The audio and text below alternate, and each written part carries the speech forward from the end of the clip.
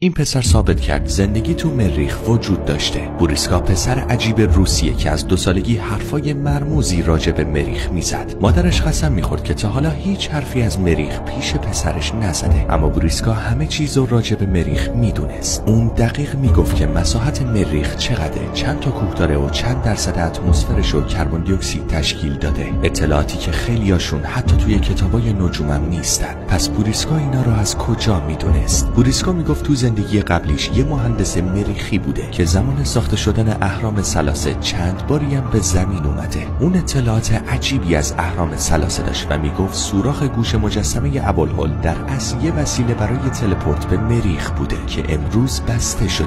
این صحبت زمانی عجیب میشه که بدونیم دانشمندا دقیقاً یه روز قبل اون سوراخو پیدا کرده بودن. بوریسکا اعتراف کرد که به خاطر تغییرات اتمسفر مریخ تمدن این سیاره از بین رفته و خودش روز نابودی مریخو به چشم دیده. در نهایت 3 دانشمند روسی بوریسکا رو تحت سوالای سخت و چالشی قرار دادن تا ببینن راز این پسر بچه چیه، اما نتیجه باور نکردنی بود. اونا میگفتن دانش این پسر درباره مریخ در حد عالی رتبه ترین منجمای دنیاست. حالا نظر شما چیه؟ آیا تناسخ وجود داره و بوریسکا راست میگه یا نه؟